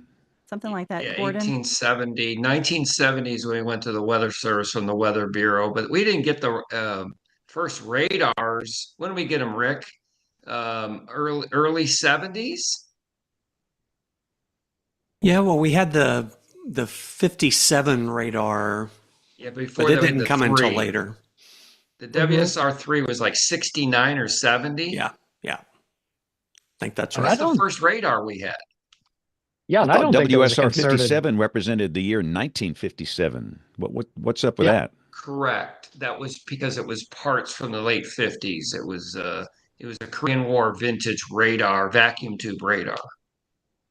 Okay. And they didn't establish the severe weather unit until 1952. You got to go back to Fallbush and Miller at Tinker and, their successful forecast, which I think was in 1948. And, then there, were kind of fits and starts. But, everything started to come together in 1952, with the W band centered, in Washington, D.C. Then it moved to Kansas City, and then it became cells. And, and then it was off and running as they began to be very successful. We started having convective outlooks and, tornado alerts, which, were the precursors to our tornado watches and severe thunderstorm watches that we have today. So, everything kind of, got moving in those early 1950 years. But before that, there was sort of this, soft ban on the word tornado in forecasts because, they didn't feel like they could forecast them accurately, and B, they thought they would start panics, from what I've researched. And so they referred to them as severe local storms. And you see that in all the, the stories and the, when they go back and write summaries about them in the first half of the 20th century, they were called severe local storms. They didn't even use that word. It was sort of verboten. And, James, to answer your question, there were some fits and starts. People cried out and said, hey, why aren't we getting, these warnings? And then by, the late 1940s and early 1950s, people near Air Force bases were, seeing that there were actual, alerts being issued successfully. And, maybe some of those were being passed off the base to, some local officials. And that's when the momentum began to grow. And we have the warning system, that we have today, which is just amazing. And it gets, better, every day, every year. It just, it gets better and better. And hopefully that trend will continue. So, that's kind of my take on how it's, changed over the years. But, you were right, Katie, the newspapers were critical. And those are just so valuable to us as researchers as we go back and study these things. The newspapers were just invaluable with their reports. I don't recall Katie, ever. Go ahead. I was going to say, when did the last survivor of this tornado pass away? Just out of curiosity. That's a good question. I don't really know the answer, but I know of one woman who survived it who just recently passed away. So she was obviously quite Wow. young when this happened. And my friend's mother was her 2 year. She was 2 years old on the day of the tornado, and she doesn't remember much about it, but she remembers a lot of family talking about it because her birthday cake apparently fell because of the pressure, and so she didn't have a good cake that day. And so there have always been a lot of stories around Poplar Bluff, and there was a newspaper editor named Bob Gray who was a student at this East Side school, and he always, they would do an annual newspaper edition about the anniversary of the tornado, and I think he maybe passed away in maybe 2000 or so, but I think they probably are all pretty much gone now. Of course, anybody that's alive probably would not be able to remember it since it's the 98th anniversary. But I just wanted to say a little something you were asking if there was, an outcry for information, because this event happened 2 years after the tri-state tornado. And I've got a book about that I did not write, but Death Rides the Sky is about the tri-state tornado that started in Missouri and went, I believe, all the way into Indiana and killed hundreds of people, like 600 or 700 people. And I don't think there was ever an outcry for weather warnings back then, because they just kind of considered it their lot in life. That's just what happened. The sky turned black, and your stuff was damaged and people died, and you just picked up and rebuilt and got on with life. I'm Wow, with James goodness. Spann real quick. I'm with you. So you had Gainesville in 38, right? We had the 52 outbreak. We had Waco. We had Flint. And we had Worcester. And then you have the Palm Sunday outbreak of 65. I don't even think we had radar then. I could be wrong, Bill Murray, but I don't know, except for the Air Force. I'm stunned there wasn't an outcry, James Spann. Yeah, it just would seem to me that people would think we've got to do something. We just can't accept this. We have a U.S. Weather Bureau, and there's got to be some knowledge. And just it just seems like the wheels would be turning to get something going that would might maybe help them. But I just can't fathom that. In fact, on this date, Bill Murray, 1933, what town was wiped out in Alabama on this date? Remember? Well, Starts with an H. Helena. oh, that's right. Yeah. Let's see. And this was a middle of the night tornado, and dozens of people died while they slept with no Oh knowledge my gosh. of this. And you can just see case study after case study of this in the 20s. It seemed like the 20s and the 30s were just really Oh, yeah. violent Just we because came off all of our these. 1932 outbreak, James, which just the year before, was the, worst outbreak in Alabama history. But And one just, more question for Katie, because I know we she gave us an hour. We've gone past our hour, but I'm curious about emergency medicine in 1927. That's kind of my hobby is healthcare, which makes no sense for a weather guy. But then again, maybe it does, and that we're here to mitigate loss of life. And I just wonder, again, you said there was more than one hospital. How many hospitals, and what was their capacity in an emergency department in 1927 at a hospital? I honestly don't know. There were three hospitals. What was called Lucy Lee Hospital was only about 2 years old at the time, and it was fairly large. I don't know what their bed size was, but it was a bigger hospital. They had some minor damage. There was a place called Brandon Hospital downtown, and it was hit. It was in the path and was destroyed. And one young woman who was actually in the Brandon Hospital with tuberculosis, her name was Onis Strain, she was further damaged. And she was moved to someone's home. And then she passed away, I think on like May 21st or something like that, if, a couple weeks later. And then there was another very, very small hospital called Smith Hospital. So small, very small hospitals mostly. And so they set up temporary hospitals in Williamson Kennedy School, or what we call WK. And I imagine it was just in the school, they kind of canceled school for the year and just put the kids, put the patients in the classrooms. To my knowledge, I don't think WK even had an auditorium or anything like that. And then the Christian church that was about 2 blocks from the worst part of the tornado was also a temporary hospital. They had a rotation. I read in the paper that they had a rotation of doctors, and I don't know who it was, but one of the doctors assigned doctors, this is your shift. This is your shift. You have to show up for these shifts. And they published that in the paper, that the doctors were different times and those were their shifts. And they were supposed to come into one of the temporary hospitals and work. There were probably, I know there were a handful of people who did pass from their injuries in the temporary hospitals too. So how effective they were, it's hard to say.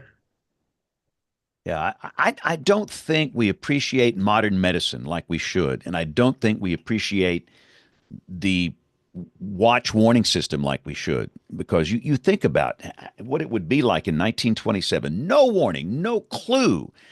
And then when this happens, what is emergency medicine like? What are their imaging capacities? You can't go in there for an MRI, in 1927, and you can't just be rolled into surgery. And they didn't have mass trauma plants probably, and it's just We really should be more thankful for what we have. And I think from something like this, we can learn. So Katie, one more time for people that want to get the book, explain the easiest and best way to do that. Easiest way to do it is Amazon, because it is available on Amazon. For our local Poplar Bluffians, it is available at the Poplar Bluff Museum, but it's called Poplar Bluff Tornado, and it is 86 biographies of those people who lost their lives that day, and also some other information about them, and some building photos and some news stories after the event, and just kind of trying to preserve that history and honor those people. Now, is there an audio version? No, no, don't make me do that. Come on. And there's no Kindle. I What? was so disappointed today. You want me to No, read it too? some people should, know Katie. this. You or Some people Jen. know this about me. Jen's great voice. She could read it. Some people know this about me, but I'm kind of dyslexic. Let me rephrase that. I am dyslexic, and for those of us that struggle with dyslexia, it's with you for life. You can learn some techniques to help you, but it is so wonderful for what I do. I'm on the road every day, sometimes for Yes. 3, 4 hours going to these schools, and I listen to books. And the great thing about that, so many times the author will be the narrator. They read their own book and they're really passionate about it. And I just love that. So Katie, I'm just dropping a suggestion here. Maybe one day. Get right on that, James. Yeah. Hey, just do what you did the first few minutes of the show when you were showing Yeah. the pictures and talking about it. That was amazing. Yes. I'd listen to a book about that. I have given a lot of presentations around Poplar Bluff to civic organizations and groups and genealogy groups. And again, the walking tours are available for that sort of thing as well. But I do appreciate, James, you giving me another project, because, I do need more of those. And, You do. Who knows? Maybe that will happen. I listen to a lot of books on Audible or other outlets, and it is very, very helpful. I will say the good thing about this is these 86 biographies are where you can just sort of read one biography and set it down for a couple weeks, and then you can come back to it. So it might be a little bit easier read than because it's kind of broken up in sections like that. It might be a little easier read than some of the books with all the words. So and this one looks pretty big, but So do you have a website or any kind of social media presence you need to promote here? no, the Poplar Bluff Museum has a website, and it's pbmuseum.org. And it does have a little bit of information about the tornado display. So I'm not as good at promoting myself as I should, because it's been kind of an interesting journey. And I joke with my husband that, we have done everything but dig these people up and test their DNA. We have taken every different angle at this, and I've received a lot of local accolades that I did not expect, and that's been nice, but unexpected, and it has been kind of an interesting journey for someone who I was just making a list, and it got carried away. Well, there you go. One thing leads to another. But you should think about that audiobook. You have that good non-regional diction that we all try to achieve here. I'm from rural South Alabama, and I don't have non-regional diction. We just fake it. So, but thank you for your time, Katie. Thank you, I lived Katie. in Georgia for a while, so I can be Southern if I need to be. If you need to be, but you're not Southern, you have that non-regional diction. All right, Katie, thank you so Thank much. you. It was great Thank having you on the show you. tonight. It was outstanding. So we're going to take a break, and we're going to hear from Tony Rice and his astronomy report. We're going to hear from Jen with This Week in Tornado History. We're going to come in and do a little email segment. We're going to bring in Bruce Jones. And we are going to have picks of the week and much more as WeatherBrains rolls along.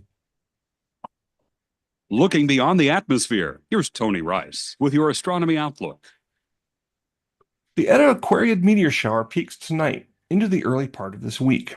The name comes from the radiant point, or the spot in the sky where the meteors appear to be coming from, near Eta Aquarii, the seventh brightest star in the constellation Aquarius. Each meteor shower, it's its own beast, a little different than the next. And the Eta Aquariids aren't the most active, so don't expect to see dozens each hour. You're much more likely to see just a couple. But unlike other showers with slower, briefer meteor flashes lighting up the sky, the Eta Aquariids are coming in fast and hot, quite literally. And that causes them to leave trails behind that can linger for several seconds. Another thing that sets this shower apart is its source, Halley's Comet. Now, Halley's Comet, officially named 1P Halley, after the English astronomer Edmund Halley, who correctly predicted that it would return in 1758. This led us to seeing comets not just as celestial objects passing through our part of the solar system, never to be seen again, but returning. And that revolutionized our understanding of celestial mechanics and demonstrated the predictive power of Newtonian physics. Halley's Comet is also the source of another meteor shower, the Orionids. That comes in October. Now, the peak is technically Monday night tonight, the 5th, into the early hours of Tuesday. But this shower has a broader peak than most, enabling meteors to possibly be seen into midweek. Best time to see them is in the hours before sunrise, as the Earth is turning into that dust stream. Look to the darkest part of your sky, even if that isn't looking towards Aquarius. Give your eyes plenty of time to adjust to the darkness. You'll be amazed at how much more you'll see. At least 10 to 15 minutes. And be sure to leave your phone inside. Every time you look at it, that resets your night vision. That's your astronomy outlook. Follow me at RTP Hokie for more spacey stuff like this. This week in tornado history, on May the 5th, 1960, a major tornado outbreak struck the plains with 31 tornadoes confirmed by the Storm Prediction Center. The most destructive was a long track F5 rated tornado that tore across central and northeastern Oklahoma. It remained on the ground for 71.8 miles, cutting through Pottawatomie, Lincoln, Okfuskee, and Creek counties with a maximum width of 800 yards. 5 people were killed, and there were 81 who were injured along the path. The tornado first formed in the North Canadian river bottomlands just south of Shawnee. It quickly intensified, damaging or destroying several farmsteads and impacting the Rest Haven Cemetery 2 miles east of the city. At least 14 farmsteads were obliterated between Prague and Paden by 5:27 p.m. Central Time, with eyewitnesses describing the tornado as a massive white, barrel-shaped cloud that stayed fully condensed to the ground. Northeast of Prague, a $1 million refinery sustained approximately $750,000 in damage, and several company houses were leveled. The twister continued its destructive course across the countryside, impacting farms and small communities along the way. In the Iron Post area south of Bristow, 2 people were killed and 11 injured as the tornado continued to grow in strength. The greatest destruction occurred as the tornado entered Sapulpa around 6:32 p.m. It tore through the western and northern parts of the city, killing 3 people, injuring 70 others, and there were approximately 1,000 residents left homeless. About 300 homes were damaged or destroyed in Sapulpa, including 100 that were leveled, 100 that sustained major damage, and another 100 with partial damage. A school and 2 churches were also destroyed, and large sections of the city's utilities and tree canopy were heavily damaged across a 12 to 15 block area. The tornado eventually lifted northeast of Sapulpa, though it was still visible aloft over Tulsa by 7 o'clock in the evening.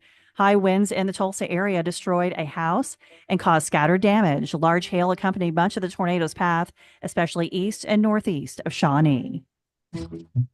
Well, hey, just maybe, the email is in the email inbox this week.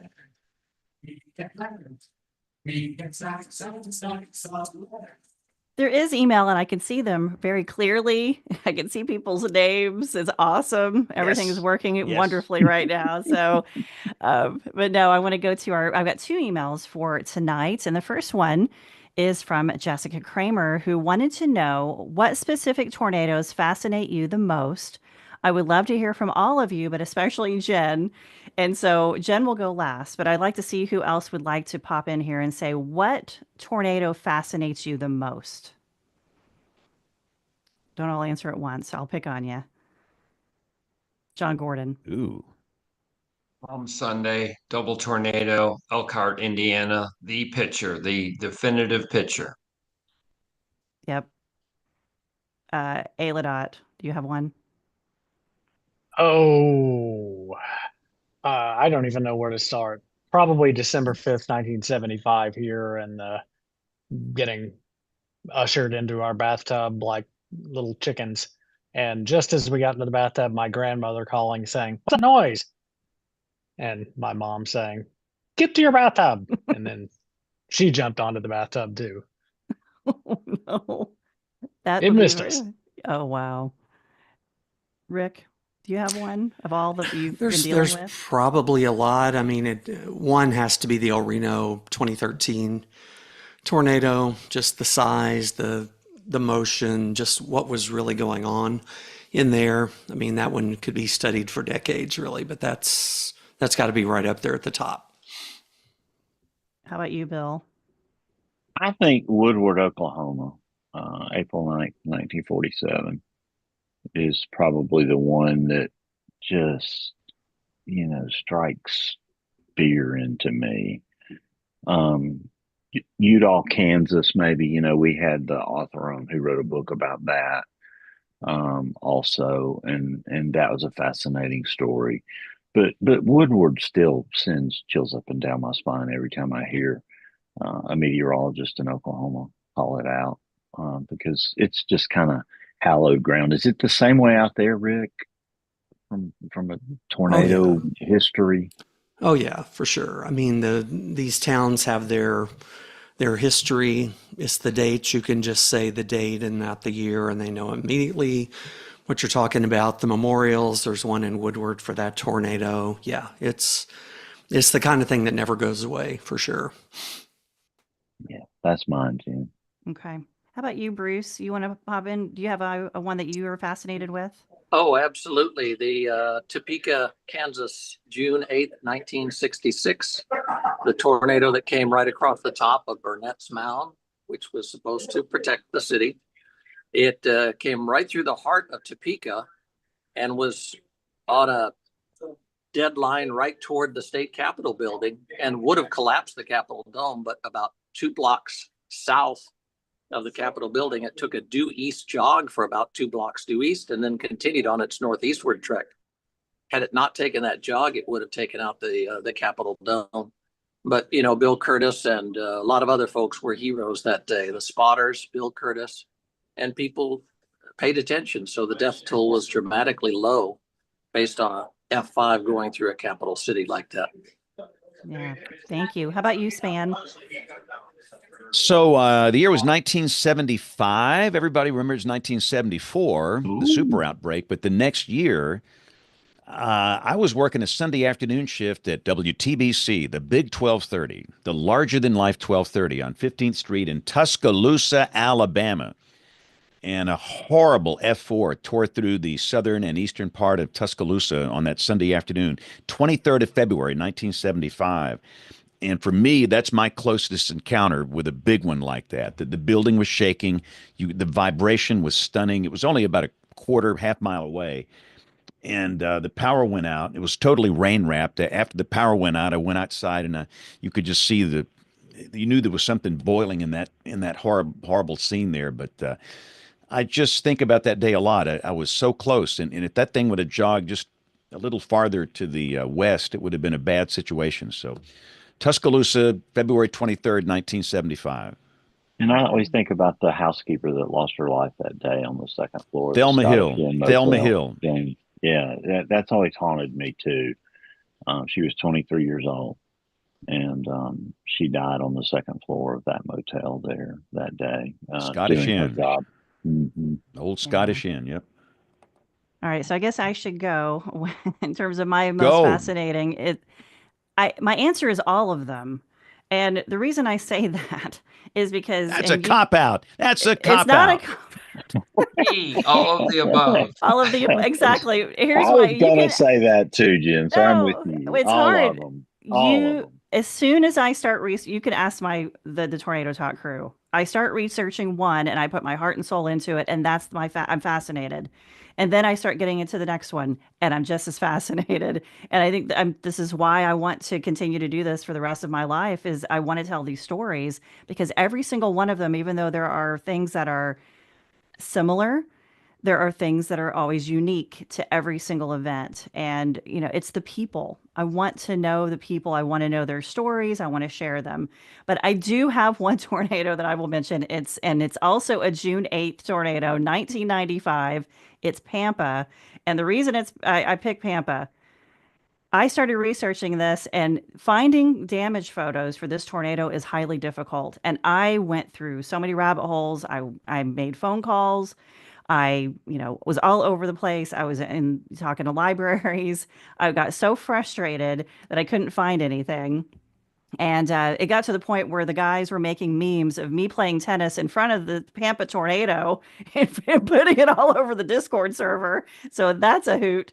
But that one is the one that's just, I think that is the one that got me going down the most rabbit holes to go, I have to exhaust every single resource to find as much information as I can. And so it's the most fascinating. It was the most frustrating, but I think it really spearheaded me to go, okay, this is what I'm going to do. This is what I'm destined to do, is to find these stories and continue to write about them. So Jessica, there's the answers to your question there. I have one more email here that just came in today. This is from Steve Holmes. And he goes, a recent show, you talked about how weather affects people's aches and pains. Here's the weirdest one I've heard. In 1953, a man in Cleveland began to feel a toothache as a tornado approached. As the tornado receded into the distance, his toothache went away too. Barotonalgia, I have no idea if that's right, but apparently it's a real thing, barotonalgia. The sudden drop in pressure causes gas within a tooth to press outward. Perhaps a dentist should be encouraged to call the National Weather Service when there's a rash of toothaches. And this is for James Aladot. Like spotters, they could provide their own form of ground tooth. Steve Holmes, thank you so much. You win the pun of the night and the email of the week. And please email at weatherbrains.com. We love getting your emails and being able to see that you actually send them. We love getting your guest suggestions. It's just awesome. We have the greatest listeners in the world, and we appreciate it. And the other thing that we appreciate so much is the National Weather Service. So I'm going to toss it to James Aladot, who wants to talk a little bit about just some things that have been happening lately with the National Weather Service. Yeah, and we would be remiss if we didn't take at least some time in the show to acknowledge the incredible work that so many people in the National Weather Service that have left the agency in the last month have accomplished.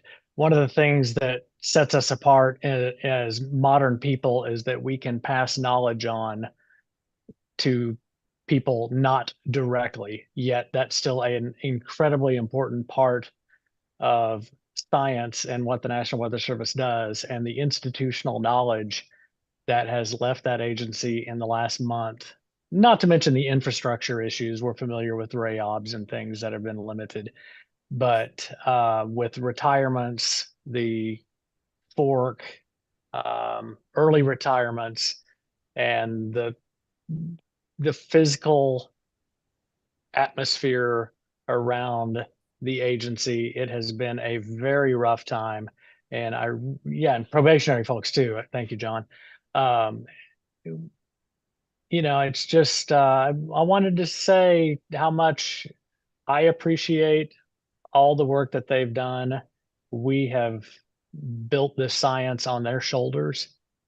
And I think as a panel that we all appreciate it. And I think every citizen in this country appreciates it too, because there is no doubt it's the finest government sponsored, government funded weather agency in the world. And there is no question about that, James A. And when you look at those people, and what did we say it was? 27,000 years of experience that retired. That's formidable and daunting. But thank you for sharing that, and thank you for bringing that to the forefront tonight. That really is a very humbling set of statistics. And these people likely would have retired, I mean, at some point in the next several years, but to lose them all at one time is just the impact can't be. I don't think people outside the agency or outside our weather community really understand the impact of that. Just the talent, the experience, the institutional knowledge, the instinct, the everything that just walked out the door all at one time. So it's a huge hit. And it puts an unfair load on the people still in the agency. It was not fair at all to ask them to pick up this entire load, and they're doing it because of this incredible servant's attitude that most of them have. And I want to say again, I don't fault anybody that took the early retirement. John, you, anybody else, I applaud you for doing what you wanted to do, needed to do. But yeah, there's some offices that are in serious trouble. Goodland, Kansas, WFO's down to 5 forecasters, I think. So it's going to be an interesting spring, summer. Let's get real. When are some of these offices going to start closing, their hours, shutting down here, or working on a limited number of hours? You can't staff an office 24/7 with numbers like that. They may already have, or they may be, I'm not sure what they're doing. There's concepts about clustering offices together. So maybe Goodland clusters with 2 other offices and they kind of share forecasting duties and kind of regionalize the forecast. I don't really know. Thank God we're not in that boat in Norman or Tulsa. Tulsa's lower than we are, but yeah, I don't know. I don't know what they're going to do. There's several. I think that's the worst office I've heard of, but there's several that are down below 9 or 10 forecasters, which is a critical level to just being able to work shifts, cover shifts 24 hours a day. So it's a big deal. I'll just say this: is you got the haves and you got the have-nots. So, for instance, Central Illinois has no electronic technicians, none. So their offices around them, like Rick said, are clustering to support them and keep them going. Instead of having like 2 forecasters on every shift at the have-nots, you might have 1. And if there's bad weather, maybe Norman or someone else backs them up, whoever that might be. And I'll just say what James said. I've heard, what is it, Rick? 1,300, 1,400 either took the fork, the VSIP, the Vera, probationary, whatever, all those things. I think ish 13, 1,400. Am I right, Rick, or am I wrong? I've heard different numbers, but yeah, I think that's close. Yeah. Weather Service has lost more people since January than we lost in the 15 years, 2010 to 2025. I saw that stat somewhere. So yeah. Houston office, for example, this has been well publicized. These are not secrets. Houston office has no management staff, no MIC, SU, WCM electronics analyst, and they're short 3 forecasters. And guess what? It's almost June and hurricane season, and it's Houston, for God's sake. So yeah, I could go on, but we appreciate everybody's support. And James, I'm glad you suggested talking about this because we could spend the next 2 hours reading names of people that a lot of people in the WeatherBrains audience would recognize that just walked out the door this past week. And yeah, so anyway. Rick makes a real good point. Sorry, James. No, go ahead, John. I just had but you go ahead. I'll just say this real quick. It's that when you're close to retirement or near retirement, you're in that magic thing. For the WeatherBrains audience, when you're young, you don't understand pattern recognition. You don't understand 850 thermal troughs. And until that passes, the low clouds don't move. You don't understand warm air advection, theta evaporation on warm fronts and how you get big areas of rain when you don't expect, et cetera, et cetera, et cetera. When you've been in the trenches for a long time, you don't need the model to hold your hand. You see the atmosphere, you understand the atmosphere, and losing that kind of experience, it's like when you lose an SPC lead, that's a huge deal, a huge deal. So anyway, sorry, James. Is there a formal hiring freeze now? The next question I'm sure the audience would have is, well, how do we fix this? Is there a We lack of we applicants, were or is there a hiring freeze, or what? we were very short on personnel before any of this business started. And now there's a hiring freeze, and I think the hiring freeze was just extended another 90 days. I don't know. If they started hiring tomorrow, this is such a monumental hole to dig ourselves out of. It's going to be, I don't know if we'll ever truly dig out of the hole completely. But yeah, there's no hiring whatsoever. Wow. And we're joined tonight by our friend and colleague, Troy Kimmel, who's in Denton, Texas at the annual TX Aviation Airports Conference. Troy, perfect timing. You walked in at the end of our little tribute here to our National Weather Service colleagues. We've been talking weather history tonight. We've had a great time. Yeah. But, we're going to talk a little aviation for a minute here, too. So talk about what you're learning there at your conference. And it's a great segue to our segment with Bruce Jones tonight. So I got a little surprise for us. Yeah, I assume y'all can hear me okay on this sorry computer. Loud and clear. Good. One thing that I'll mention, I believe, if I'm not mistaken, Rick, from what I've heard, is the hiring freeze is at least until July 15th right now. Yeah. That's what I'm hearing right now. And At one least. other thing, too, that y'all are saying, and I think this is so important, I pointed out on this show before, Bill Proenza, when he was Southern Region Director, made the point that the people most important in the Weather Service are those people closest to the people that they serve. And I've got news for you. That's at the WFOs, that's at the WPC, that's the National Hurricane Center and places like that. And I've got to compliment everyone that's coming forward with a list of the names nationally that are going away. And I think we have a responsibility to make those public. We put them out in the media. We say at the Austin San Antonio office, Paul Ura, our WCM, gone. John Zeitler, our SU, gone. Yvette Benavides, who was our observation program leader, gone. I'm a co-op observer, and she's gone now. I don't have anyone over that program now. And we have one person left, I think maybe actually two people left in management there. In Houston, we have none. Folks, I think when people find out that this is coming into their backyard and they recognize some of these names, I think this crap will backfire. And that's sort of what I think about it. Now, let's talk about Aviation for a second before we go to Bruce.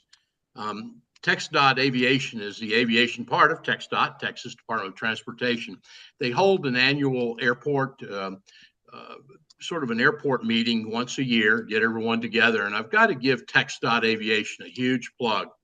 They have, and I do that in support of us, every one of us here, because in the state of Texas, Aviation gives out grants for AWOSs. They don't give them out. They let people apply for them. But when Aviation is paying for 70, 80% of the AWOS, guess what? It's a huge thing. And this is where I can tie it into what you've just talked about. Victor Murphy.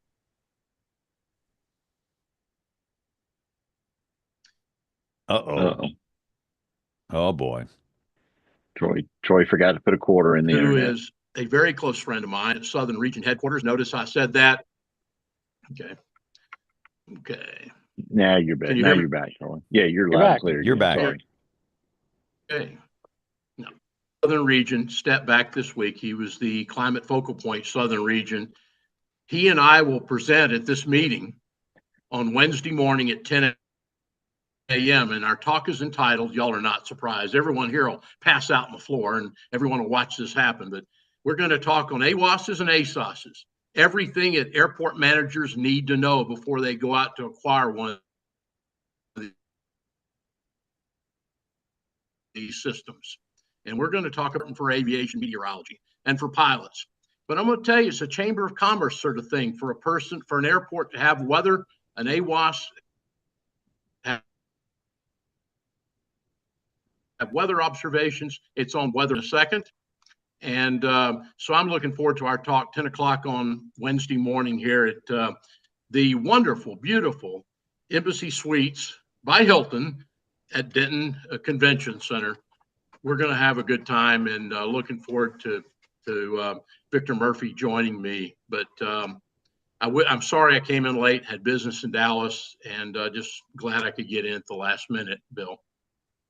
We are too, Troy. Better late than never, always, for sure. We'll send a bill to Hilton CEO Chris Nassetta for that little. Now to answer for Marriott on the other side of on the West Coast here tonight. We're thrilled to welcome back our longtime friend and weather radio champion Bruce Jones, who's joining us from the California Emergency Services Association conference in Burlingame.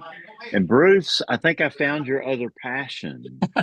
I love these plane jockeys like LA Flights and AVL, and you got a great front row seat there in Burlingame to one of the runways at SFO.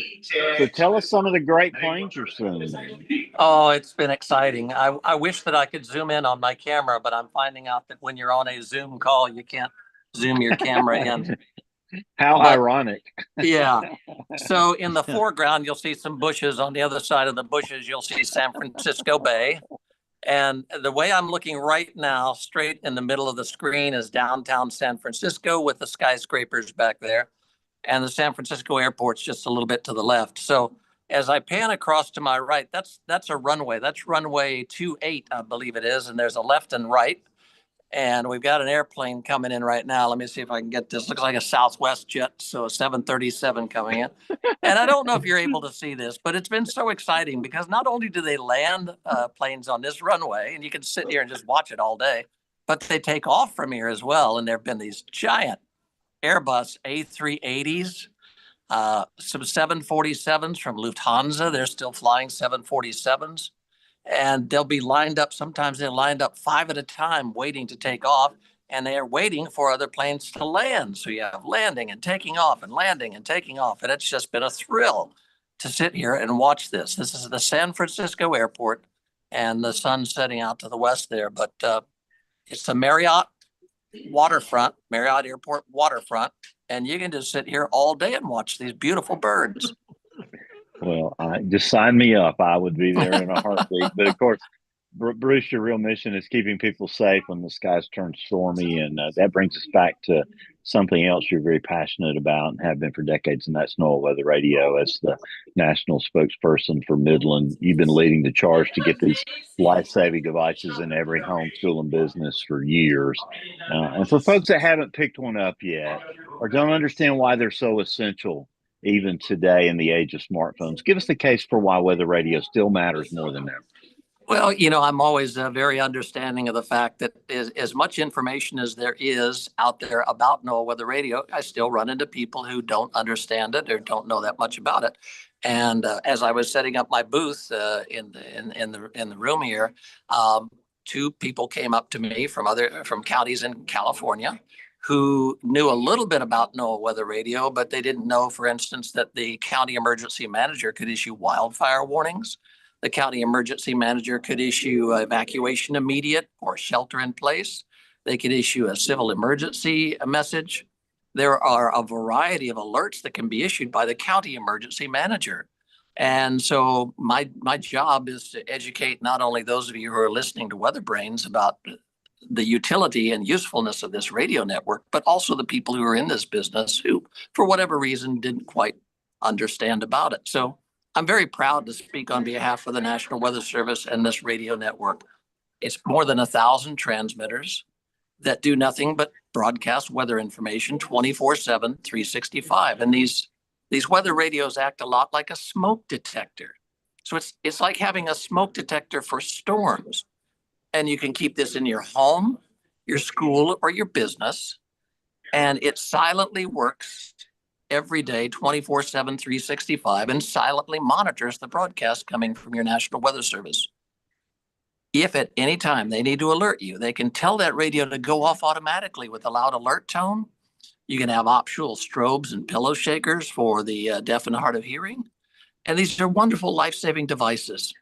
And we have a special offer for those of you who watch WeatherBrains. If you're a weather enthusiast, please educate your friends, your family, anybody that you can about this. If you're ever invited to speak on any subject related to weather, let's say storm chasing or tornado history, any opportunity that you can that you can talk about NOAA Weather Radio would be greatly appreciated. Not by me, by the National Weather Service. These people are dedicated to running this network, and they do a great job. So in order to help you spread the word, we're going to help you save some money. If you go to midlandusa.com and use the promo code SPAN25, you'll get 25% off your purchase of any weather radio.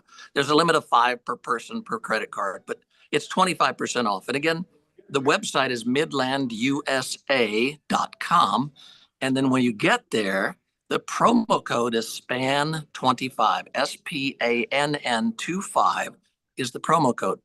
This way you can get a weather radio for yourself, for your family, for your loved ones. Mother's Day is coming up, Father's Day is coming up. But most importantly, it gets you acquainted with NOAA Weather Radio, how they work and the utility of them. And I'm going to tell you something. If you've never had one before, you're going to find out that most of the time that weather radio goes off before your cell phone does.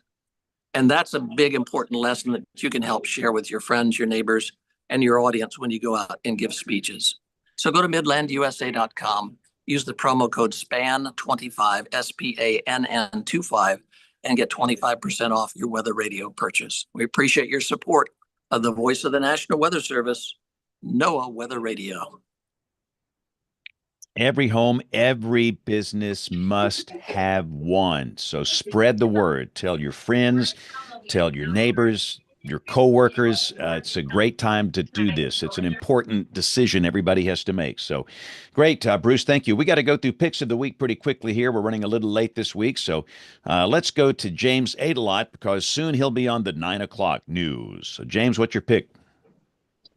My pick is a article in, gosh, I don't remember which publication, I believe in 2005 by a group of Norman researchers.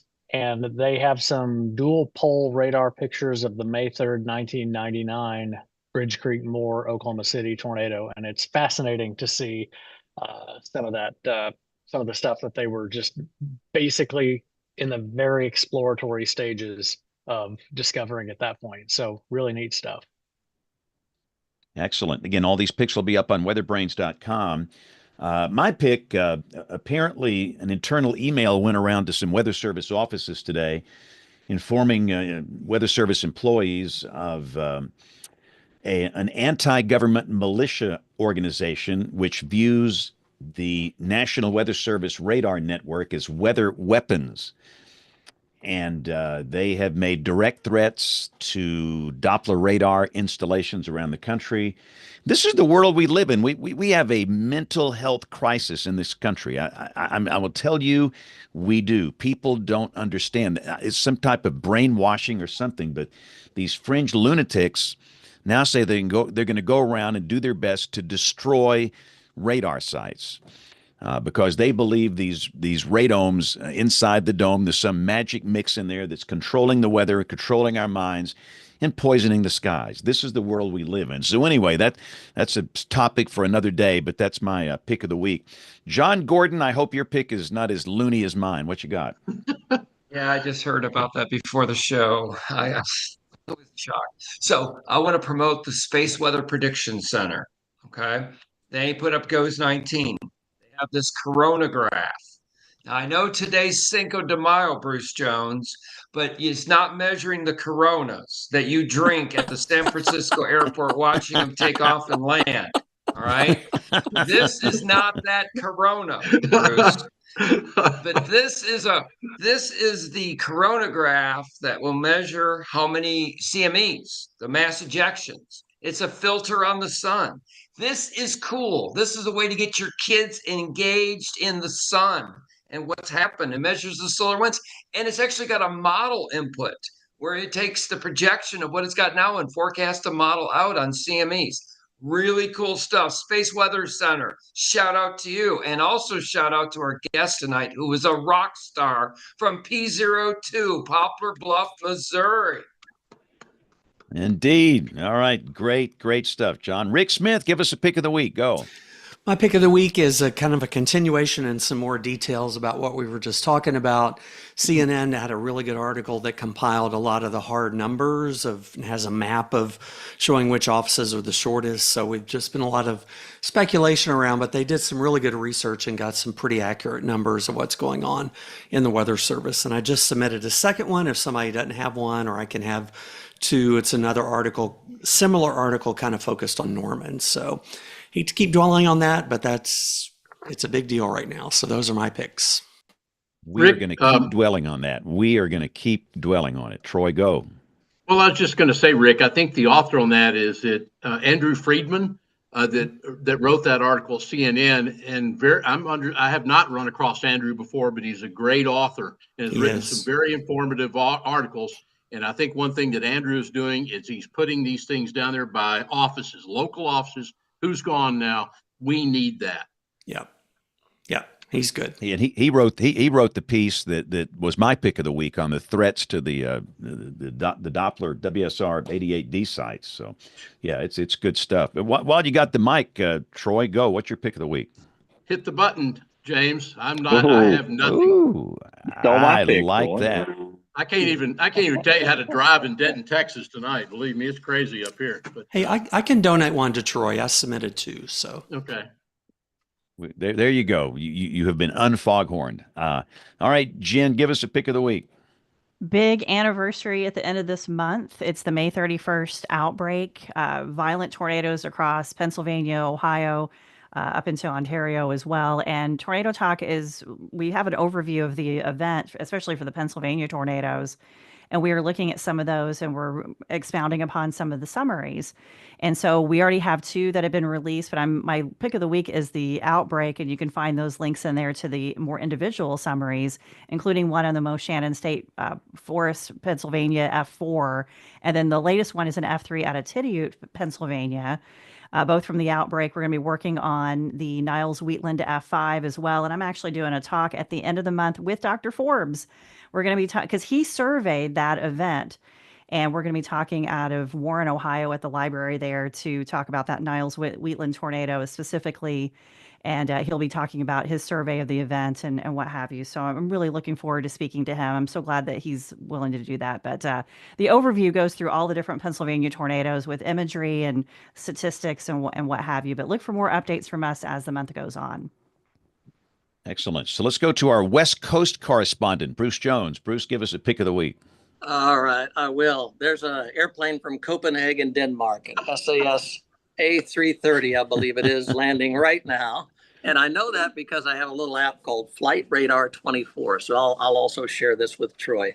There's a little app, and I think it's free. It's Flight Radar 24, and it'll identify all the planes that you see in the sky. It'll tell you what airline it is, where it's coming from, where it's going to, how fast it's going, the altitude.